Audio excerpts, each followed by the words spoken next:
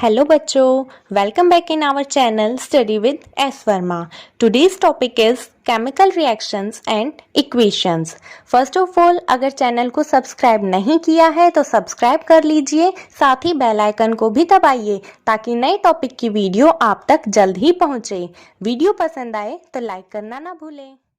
Let's start with chemical reaction. A chemical reaction rearranges the constituents atom of the reactants to create different substances as products. It means a chemical change occurs. We can say that chemical reaction has taken place. In this process, energy is either released are called exothermic reactions. Energy is either consumed are called endothermic reactions. Next is chemical equations. So what are chemical equations? Description of a chemical reaction in a short form is called chemical equation. For example, magnesium plus oxygen gives magnesium oxide. Next is skeleton chemical equation. A chemical equation written in the form of symbol and formula is called skeleton chemical equation. Such an equation may not be balanced. For example, magnesium plus oxygen gives magnesium oxide. तो बच्चों यहाँ ये ध्यान रखने की बात है कि skeleton chemical equation balanced हो ये जरूरी नहीं है. As you can see that in LHS side oxygen have two atoms and in RHS side oxygen have only one atom. Now, balanced chemical equation.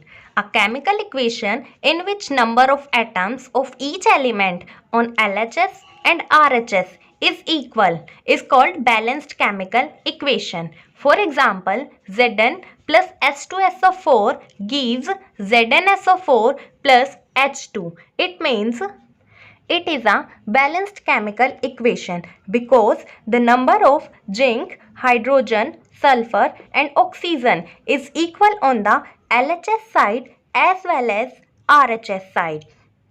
Now types of chemical reactions. So बच्चों यहाँ पर हमें chemical reactions के 4 type बताए गए हैं जिनमें से first is combination reaction. So what is combination reaction? A reaction in which single product is formed from two or more reactants. It means ऐसी रिएक्शन जिसमें एक सिंगल प्रोडक्ट फॉर्म किया जाता है दो या दो से ज़्यादा रिएक्टेंट्स की हेल्प से. For example carbon plus oxygen gives carbon dioxide. Second one is decomposition reaction. So what is decomposition reaction? So when a single reactant breaks down to give simpler products. It means as you can see that here all are single substances which are break down in two products. So there are 3 types of decomposition reaction. First one is thermal decomposition, second one is electrolytic decomposition and third one is photodecomposition.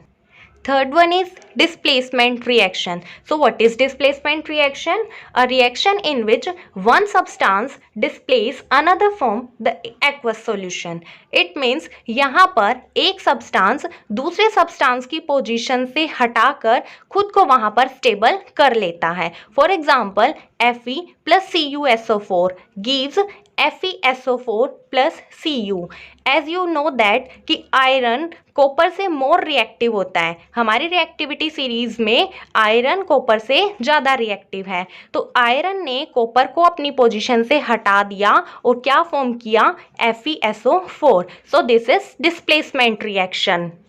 Now last one is double displacement reaction. So what is double displacement reaction? A reaction in which there is an exchange of ions between the reactants are called double displacement reaction. For example, BaCl2 plus Na2SO4 gives BaSO4 plus NaCl.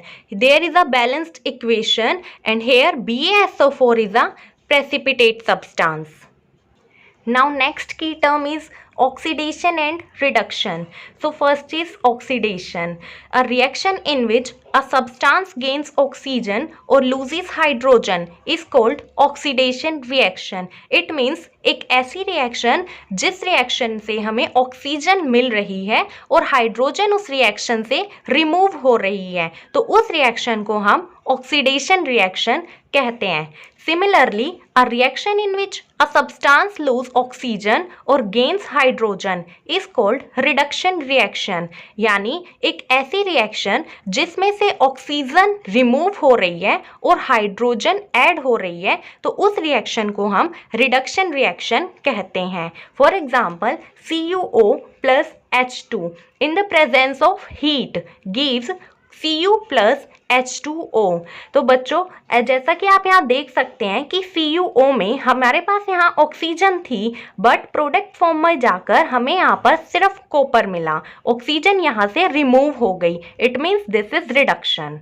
And there hydrogen के साथ यहाँ पर oxygen add हो गई, so it means this is oxidation reaction. Now corrosion. When a metal is attacked by substances around it such as moisture, acid, etc. It means जब किसी substance पर नमी या acid का अटैक किया जाता है, so it is said to corrode and this process is known as corrosion. Silver articles become black and copper articles became green due to corrosion. ये तो आप सभी जानते ही हैं कि सिल्वर आर्टिकल्स ब्लैक हो जाते हैं और कॉपर के आर्टिकल्स ग्रीन हो जाते हैं, तो ऐसा corrosion की वजह से होता है. And last one is rancidity. When fats and oils are oxidized, their smell and taste changes. We say that they have gone rancid. It means जब किसी चीज़ से उसकी स्मेल या उसका टेस्ट चेंज होने लग जाता है, तो हम ये मान लेते हैं कि चीज़ अब खराब होने लग गई है. And this phenomena is known as rancidity. Antioxidants are added to foods containing oils and fats to prevent rancidity. यानी हम rancidity से बचने के लिए चीज़ों के अंदर एंटीऑक्सीडेंट्स का यूज़ करना पसंद करते हैं.